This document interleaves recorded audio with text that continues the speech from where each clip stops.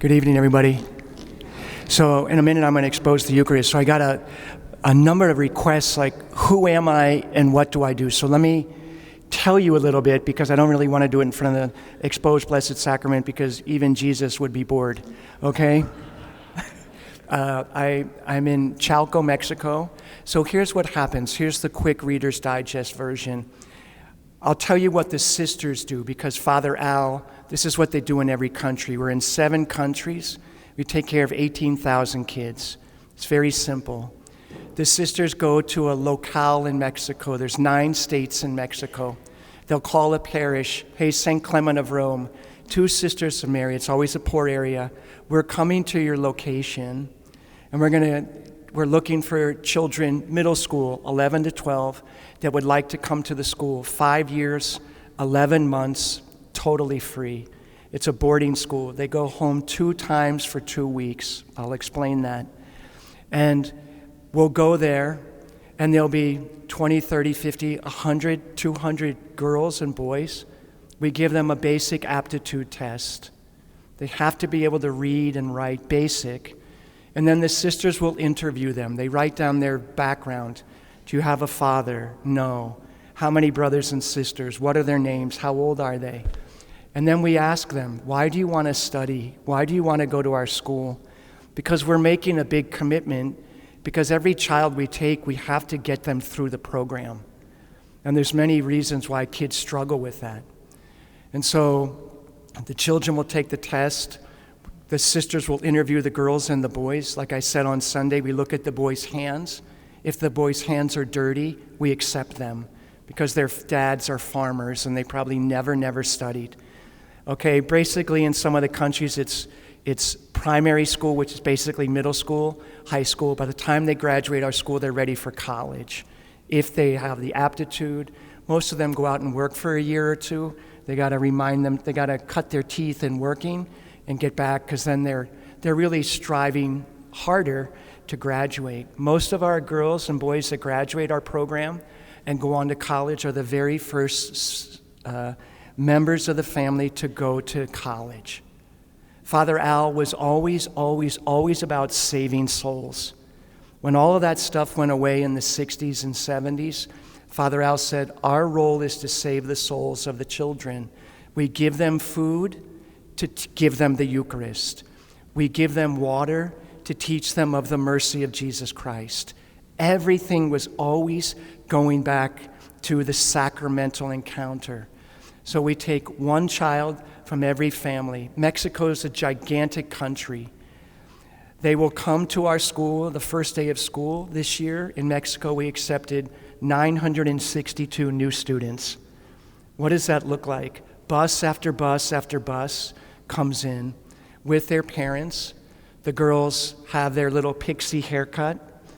They get out, they register, they go into a little outhouse with mom, and they get a new gym uniform. They get out, they kiss their mom and dad goodbye, and they'll see them in 6 months. They can communicate via mail, but it's important to understand the parents don't even have the money for the bus ride. Like, it isn't like, oh, let's go down and visit our kids. They don't have the money, and they work on Saturdays and Sundays, so they come for Mother's Day and Father's Day. But you have to understand, we're striving after the poorest of the poor. That's what we want to change. That was all Father Al's intention. Go for the poorest of the poor and change their life. That was it. And so we accept the children in Guatemala, Honduras. Sometimes we accept children from gang-infested areas, and the children have to leave at night to come to our school, because they know that if the boy leaves, they will not be able to recruit him for the gang, because he will start to know the truth. The girl, she will not be trafficked and not become a part of the gang. So we really get into the trench with the kids. The children learn in 5 years. They come in below average. You may not know, but there's many idioms, many languages in Mexico. We actually have to teach them Spanish, many of them, an intensive 6-week program. And they come in below average, because most of the villages don't have qualified schools. They graduate above average. Okay, it's not the best school in Mexico, but it is by far a superior school to many other schools.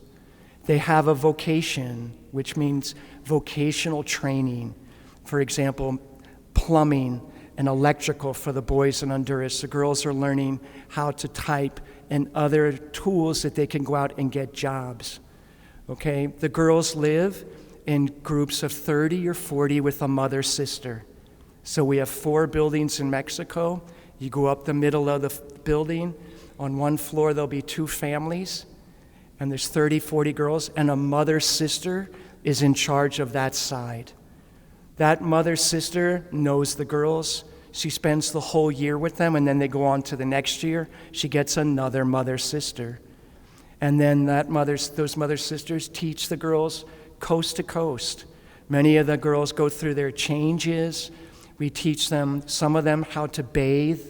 We teach them kind of basics. The sisters do all that. So I have to help you understand, these are like Guatemala, the girls are bathing in the river. That's just the way it is. And so we have to teach them basic health care that is helpful for them to understand their identity, their dignity. And so we guide and form these young people to live differently. And so I go country to country to country, okay, folks, and preach, have retreats, healing. I have a lot of time in front of the Blessed Sacrament, and we bless them with blessed oil. The girls and boys are sleeping. I talked to boys in Honduras in last year's graduating class, like 7 out of the 200 saw their father killed in front of them before they got into school. Their father was killed by like a local gang. And these guys, they're just waiting to graduate. And I said, you can't go back and kill the guy. Well, he lives in my neighborhood. That it's just real. I'm not asking for sympathy. I just want you to know the beauty of the suffering that is happening to so many people. And, I try to tell the guy, look, man, you can't go back and kill that guy. I don't want to deal with the poverty of your son because that guy goes back and kills you. That it's just real. There's no police. You can't call the police up and say, hey, this guy killed my father. It just doesn't exist. One village I just want to share in Guerrero. I went out on Christmas Day last year because I like to visit the poor on when I can and go out of the school. We went to Guerrero. It's a really violent area. And they told me that this village on the other side of the mountain is attacking this village because this village is starting to harvest their crops. And so these clowns think it's okay to steal these people's food. And so they say, give us the food or we're going to set your crops on fire. I mean, it's crazy town, right? And so these guys, everybody's got a gun because if these guys are coming, they're going to steal their food. I know it sounds lawless. Maybe it is. I don't know.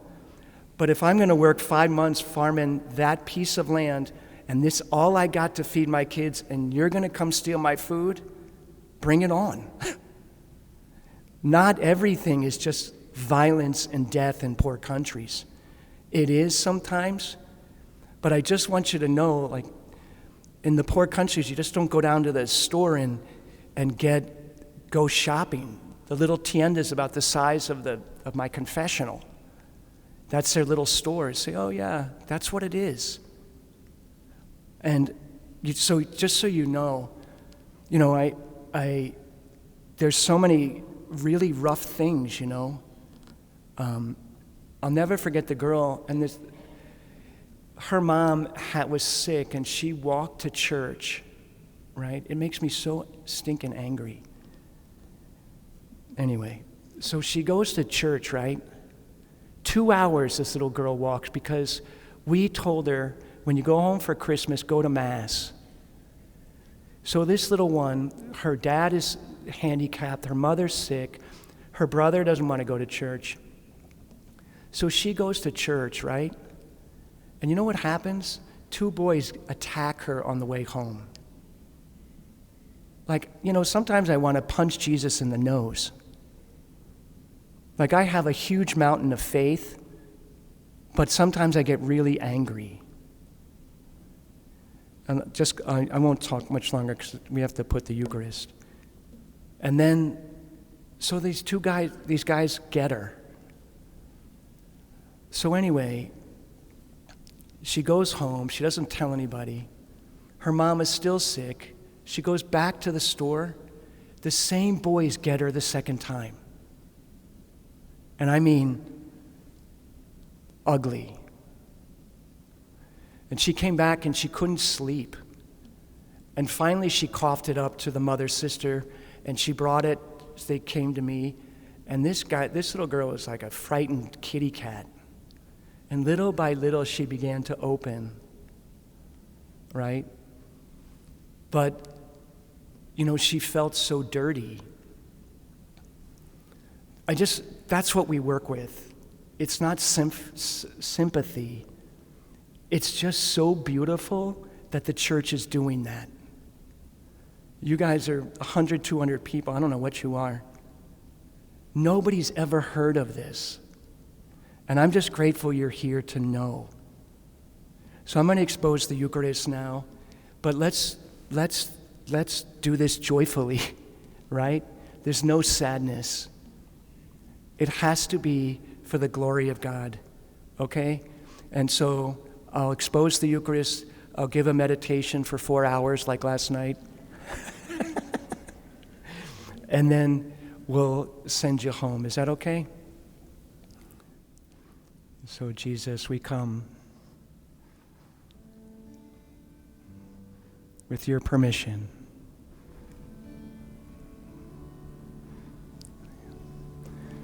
And we ask you, Lord, to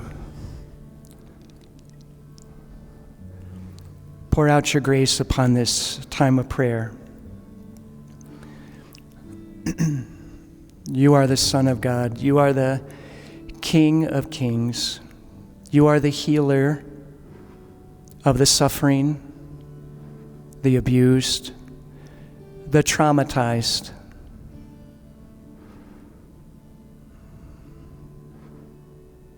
Oh Lord, the great confusion is why. Why is there sickness for little kids?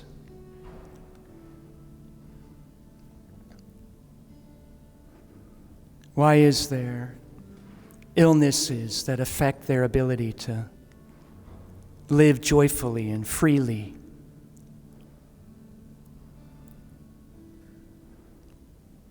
Why is there violence in homes and streets?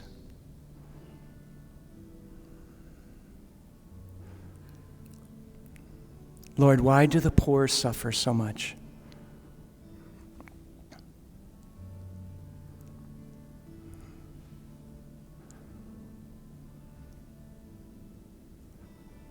Only you know, Jesus.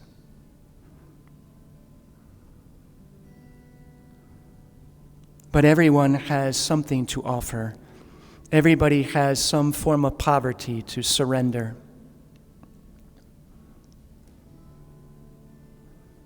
It doesn't matter what our life is or what our background is. And so we come tonight, Jesus, with open hearts and desires that only you know, Lord. Oh, Blessed Mother, you said at Beno, I am the Virgin of the poor, and I come to relieve suffering. Be with us, Mary, in these remaining 2 nights. And for those that cannot be with us, manifest your love. And for all the young ones who are suffering at this time through some sort of violence or abuse, we unite their suffering now. We draw all of that to this Eucharistic moment.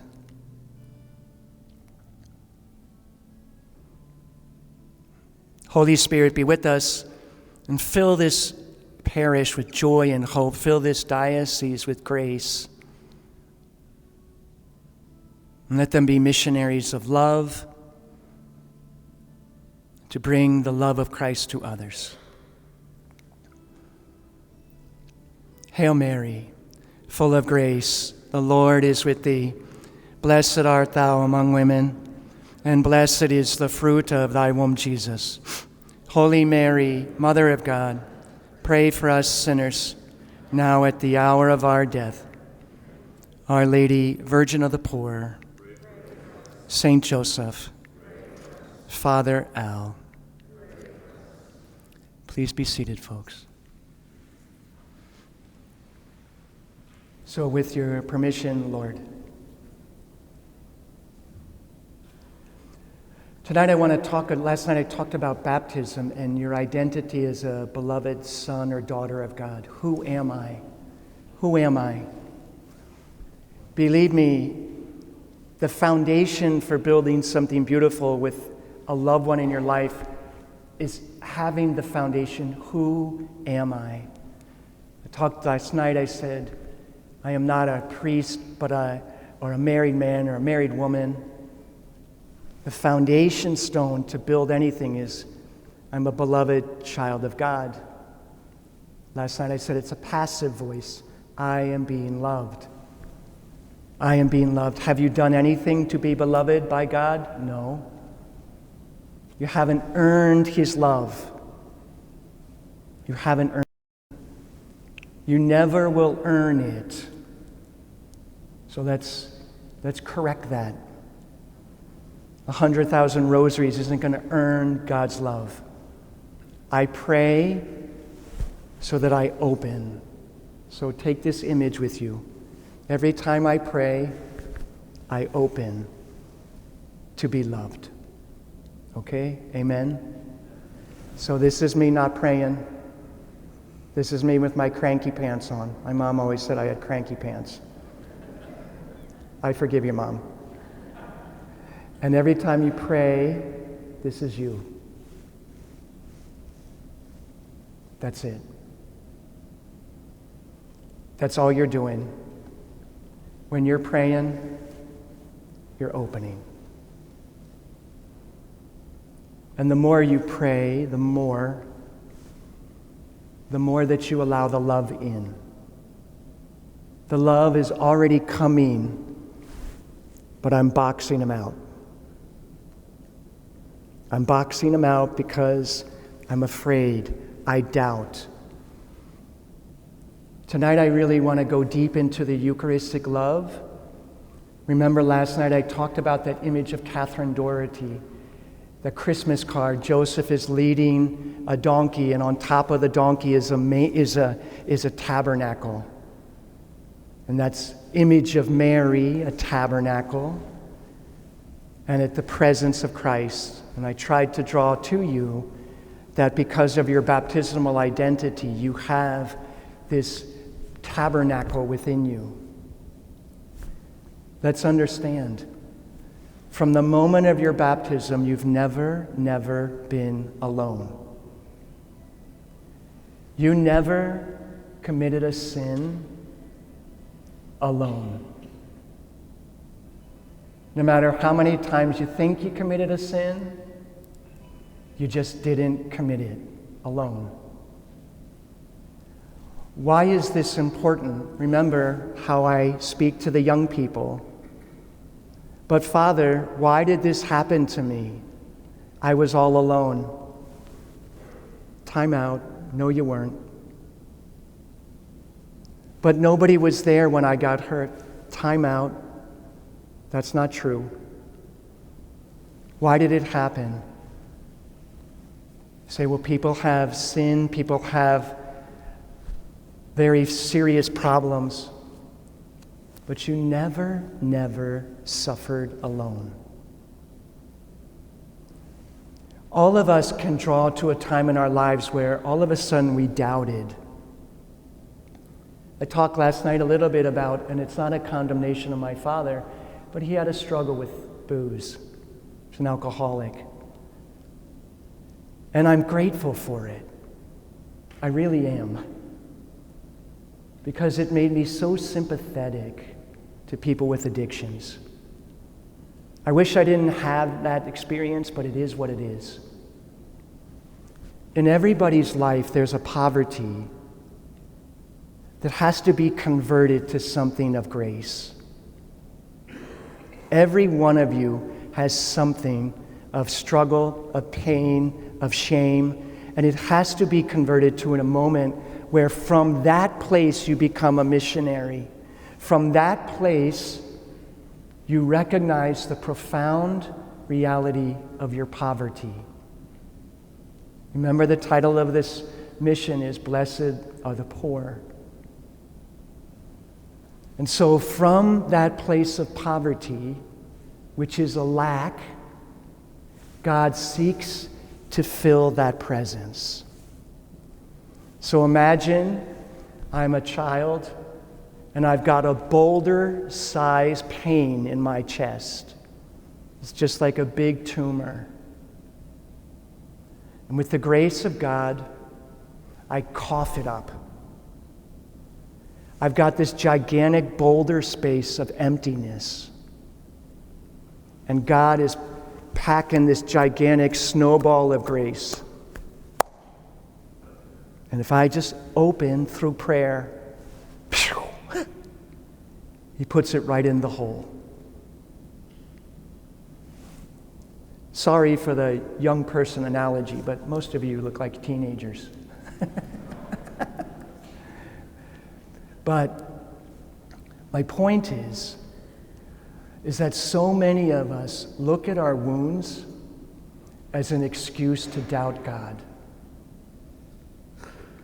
It's just an excuse to be angry. It's just the opposite in the eyes of God.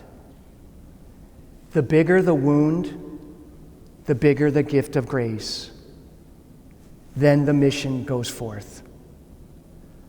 If every Catholic Christian allowed themselves to be healed, to break the stereotype of their own insecurity and doubt, if every one of you would convert that with the grace of God, and it's a passive voice, God does it in me, and I allow it. Remember, every time I pray, I open. Then something very powerful would happen in the culture and the church, and we'd stop hiding behind the tree like Adam and Eve, and recognize that my wound and my struggle, my addiction, my trial is only waiting for the resurrection of God's mercy. This is not a pious thought. This is really what we call Christian redemption, sort of in the modern jargon. Every single one of you has a place to go forth as a missionary and to witness to others of the grace of God. Every single one. And the greatest struggle that I find often is because where that pain is, where that struggle is, there's always that ubiquitous shame that circles around it. It's like the smoke. I could never witness to this. I could never give God permission.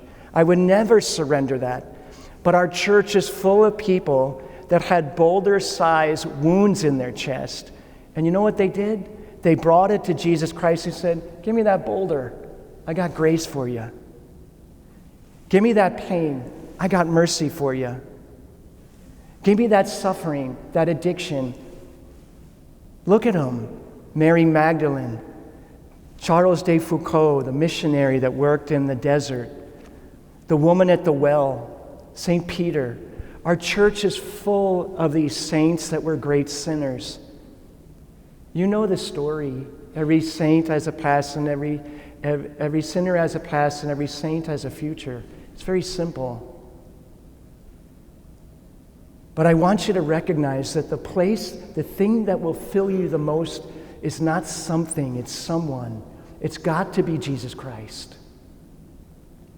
It doesn't matter how many candy bars I give to the girl that's crying in front of me, because she went through pain. If she doesn't put Jesus Christ in it, it's just going to flow through her, as St. Paul says, into the latrine. I can give her 1,000 compliments. You're a good girl. You're nice. I'm so proud of you. But if she doesn't have that emotional stability provided by the grace of God, then it's always just going to be another compliment that she's looking for. It's okay to hear it from me, but if I'm not there, some other guy's going to say it and try to woo her heart. Every one of us has that wound that God is waiting to fill. And I would say the majority of Catholics live on Good Friday. They don't live on Easter Sunday. They just don't. You know, when I grew up, I told you folks, look, I was a big sinner, but I just didn't trust joy. I just didn't trust joy. And what I began to do is there'd be a moment of joy, and then I immediately began to doubt. How many of you, when something is going beautiful in your life, the first thing you say, well, I got to be careful because I'm waiting for the other shoe to drop? God is doing something beautiful in your life, and all of a sudden you say, well, I got to be careful because I just don't trust this. Or something beautiful is going on in your life, and you actually kind of go out looking for sadness. Everything's going good, and you call people, hey, how you doing? It's like you're looking to hear bad news. And if you don't hear it from a friend, well, then you watch the news. It's so true. And that's exactly what Jesus, doesn't want. He doesn't want you to be, sniffing around for sadness. He doesn't want you looking for the things that'll steal your joy. The Eucharistic presence of Jesus Christ is the abiding presence. We know, you know it as Catholics, body, blood, soul, and divinity. Body, blood, soul, and divinity. Sacramentally present. But the problem is, sometimes I feel nothing. Sometimes I experience nothing. But Christ is waiting. Christ is waiting to relieve the pain and the suffering. I think that we often turn to the Lord and say, Lord, just heal me. Just heal me. Well, part of the grace sometimes is trusting in God's timing. Part of the grace sometimes is really surrendering to what God is asking of you.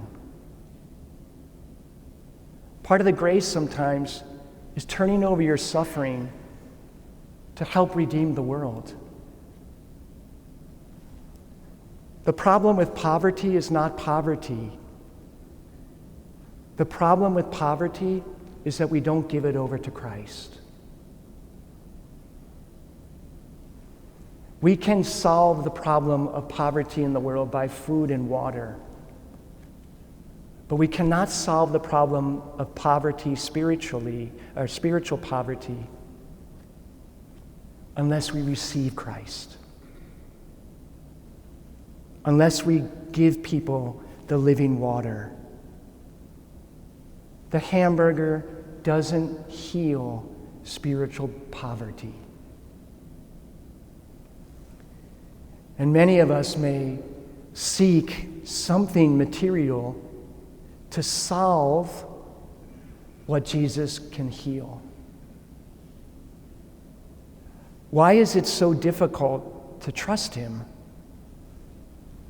Because everybody's been through something where you felt alone. Everybody's able to say, yeah, but I've been blessed, but where were you when I was 5 and this happened? Where were you when I was 8 and my mom got cancer? Or this happened? Look, I'm surrounded by kids that can say that. I'm surrounded by kids that can say, yeah, Father, where were you, Jesus, when my father left? Or the man claimed to be my stepfather and he really was only a bully. And the only way I can help them heal is to focus them on Jesus Christ. That's the significance of the Eucharist. We can't come to him like we're seeking a medicine only. Here's the beauty of the way Jesus heals. It's always a relationship. If I'm a doctor, and apologies to any doctors in the house, I can give you medicine without loving you. But if Jesus is really going to be the source of my healing, it has to be a relationship. It has to be your willingness to put your poverty in front of him. He's not afraid of your poverty. You're afraid of your poverty. Because in our mind, it's my poverty is I'm overweight, or I have this attitude, or this happened. And so we use our poverty against Jesus Christ. Think about it. I use my poverty, something that I wasn't the smartest in school, I didn't do this well, and we accuse him of that. When he was the very one who suffered the poverty. It's the most fascinating dialogue I have with people in this country. I usually don't have that dialogue with people in poor countries. But it's always an experience. This isn't fair.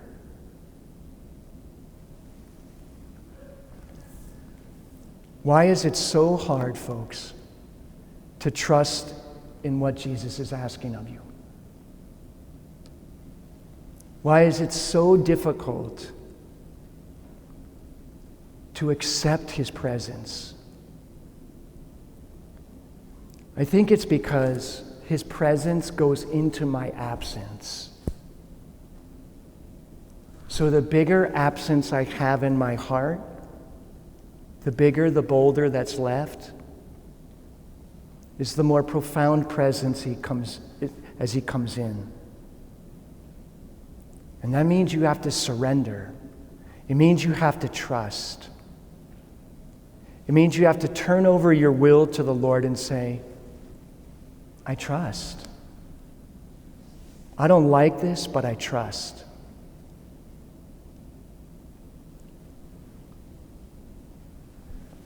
When Christ invites us into a Eucharistic relationship, he's going to ask some of you to suffer. Some of you have already been suffering. Saint Therese of the Child Jesus, when she received her first communion, she said it was like a kiss from Jesus. She wrote this in The Story of a Soul. But then she was immediately attracted to suffering. If we have a foundational love of Jesus Christ in the Blessed Sacrament, then no matter what your suffering is, it will never be suffering that is alone. It will never be suffering that we accuse Jesus. Where were you? As you know, Fulton Sheen said, the greatest suffering in the world is the wasted suffering. It's the suffering that people are going through, and they're not uniting it to Jesus in a redemptive manner. They're not saying, Jesus, here's my breast cancer, and I offer it to you for the souls in purgatory, or my kid that's struggling with this or that. All of you have something to constantly offer to Jesus. Constantly. Remember in the Mass, pray, my brothers and sisters, that my sacrifice and yours may be acceptable to God, the Almighty Father. My sacrifice in persona Christi, and your sacrifice is the mystical body of Christ. And so the mom over here with a kid who's got allergies, and the dad over here who's worried about this, and the grandma over here, and the teenager here, and it's all not being united to the Eucharist. It's just laying dormant in so many hearts. And so many of our friends and family members, they're just burdened by the suffering. One of the greatest things you could do after this retreat, after this mission, is tell people to lift up your heads and unite your suffering. To say it to your girlfriend who says, I'm so mad at God, I want to punch him in the chops. That's what my grandmother used to say, right? I don't know what the chops were, but she always said chops, right? If each of you looked for one person to go out and tell them to lift up their head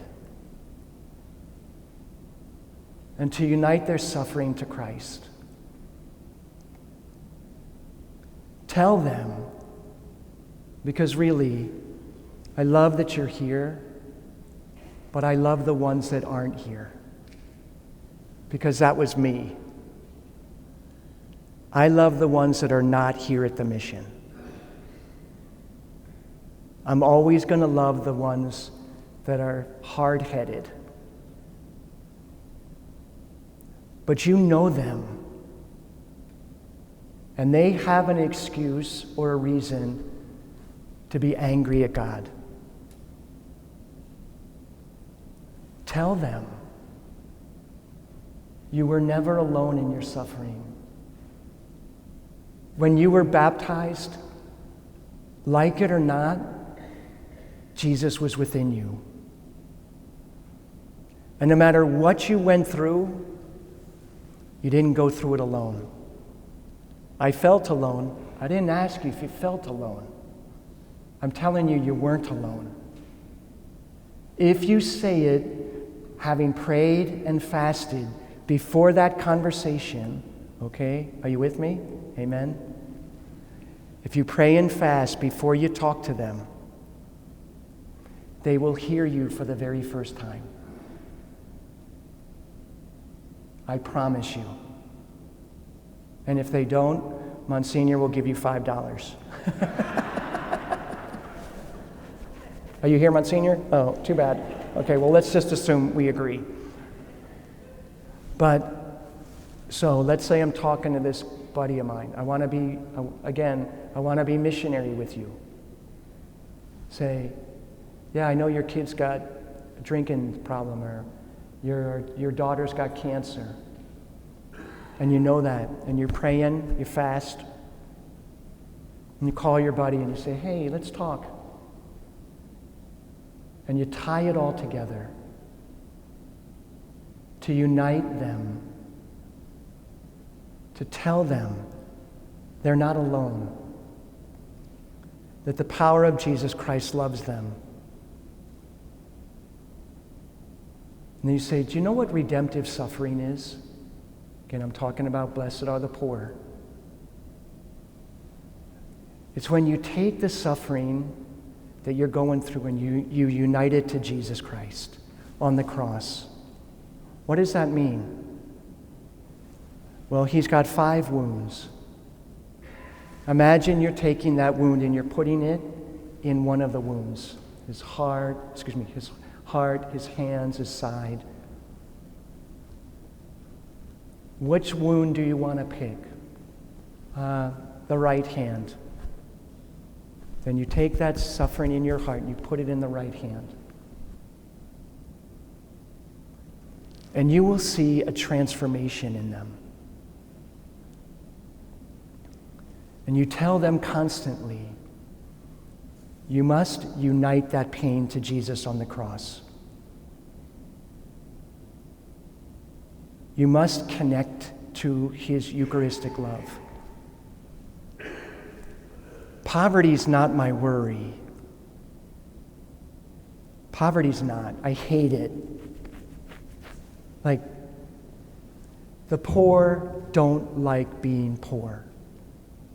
The poor are not always happy. I hear all these trite phrases.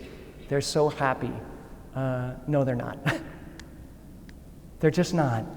I'm sorry that that's what you want to believe, or they smile, but they're not. No one wants to be hungry.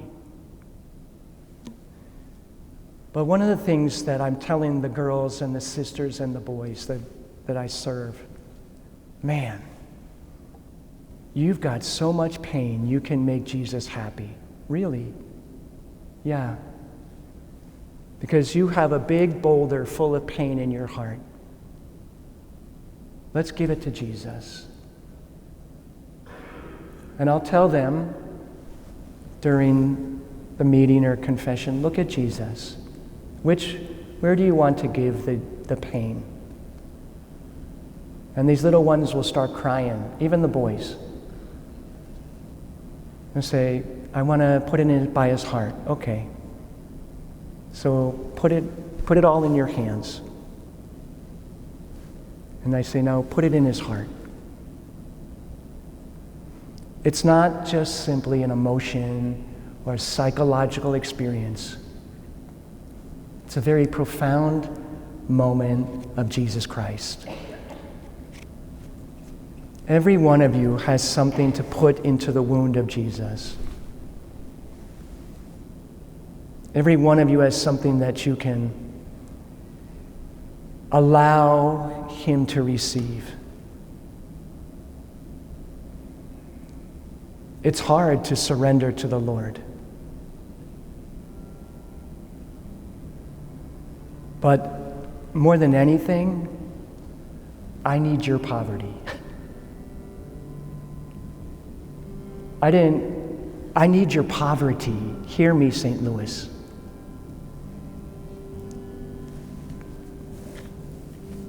Because your poverty helps my girls. Your poverty helps my boys. If you don't understand it, you got to dig in your heart. It's not emotion. I cry sometimes. I'm Irish. I need your poverty. That's what the church needs. The church needs your brokenness. The church needs the joy of your brokenness. Really. Because the foundation of the church is not excellence. It's all broken people. The church is full of saints that are just busted up people, right? They're just busted up sinners, like Monsignor. No.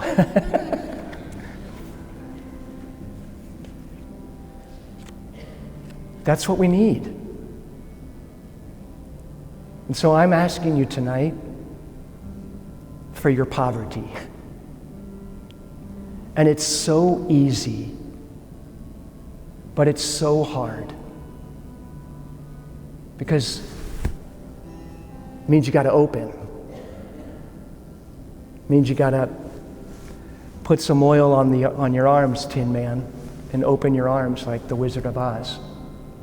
And that's hard stuff. And so we only glorify Jesus with our poverty. That's the greatest thing about being a Catholic Christian. The more busted up I am, the more joy there is in heaven when I get there. And when you're busted up and you got a boulder-sized heart, chest full of brokenness and woundedness, when you're full of cancer, emotionally or spiritually, that's when it's blessed to be poor. Do you follow me? Yes or no? Because that's when Jesus gives so much grace. Blessed are you poor, because Jesus gives abundant graces to you. Blessed are you who have struggled with alcohol or drugs or went through something rotten. Blessed are you. Stop looking at it negatively. It may have changed your life. It may have been an incredible burden. But blessed, because Christ can pour the grace into it. Believe me, that's what the church says. That's what the saints are. But can you surrender it? Or is it too hard to receive? Is it too hard to trust? I have too much shame to turn that over. I'm unworthy. I'm not good enough. I hear it hundreds of times a month. I'm not good enough, Father. I'm dirty. I'm a bad boy. I'm a bad girl. I say, well, I don't agree. Really, the church should be proclaiming, blessed are the poor, because that's how God looks at us. You are poor, and I will pour my grace into you. We'll listen to a song, and followed by that, we'll have benediction. But think of your kids now, or somebody in your life that's really struggling with an addiction or something. And I want you to give thanks to God. I know it's painful. I know it seems so backwards. But give thanks. And just beg Jesus, pour his grace in. Blessed are the poor.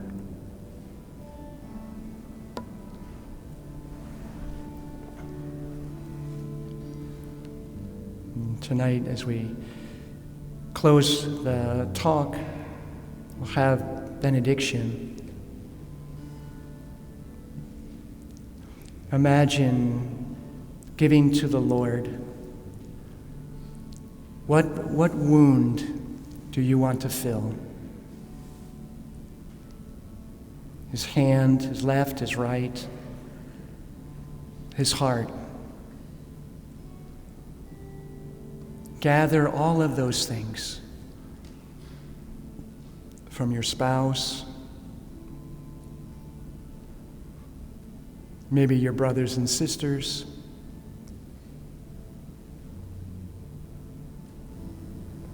maybe your children and in-laws.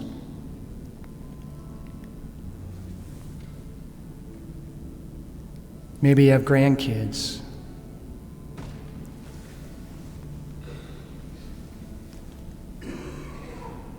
And gather all of those things now. Make them into a big snowball of pain.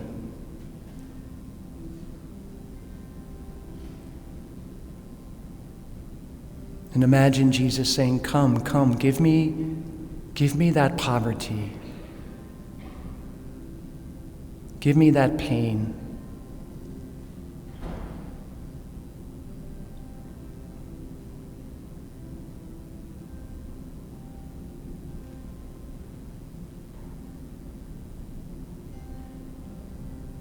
His wounds are big enough for whatever you're preparing in your hands. Pack it together like a snowball.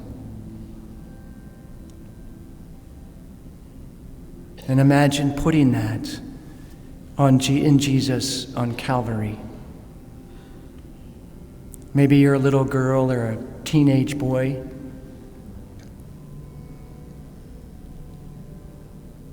Maybe you are who you are now. And you're just walking up to the Lord with this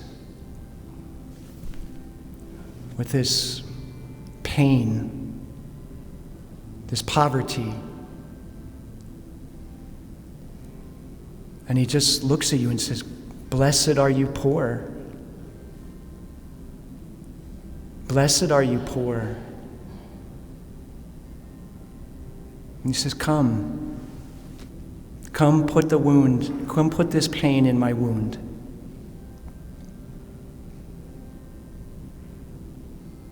And you put it in the wound that you choose. And then you kiss the wound.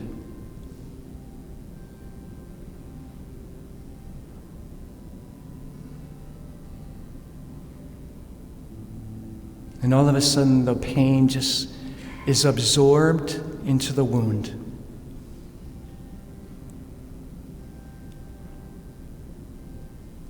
And you can't reach into the wound and take it back. It's covered with his precious blood. It's gone into the wound.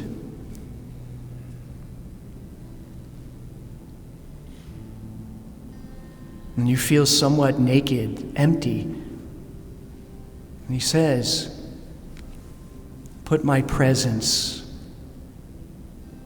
in your wound.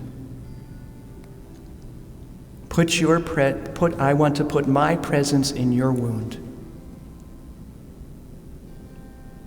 And where is he putting that?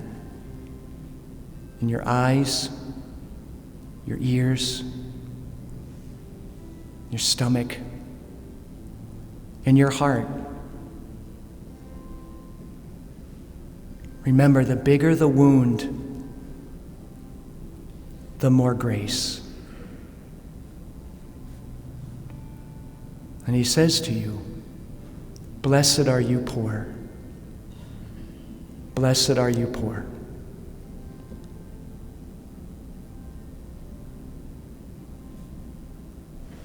How about a nice hand for Father Dan?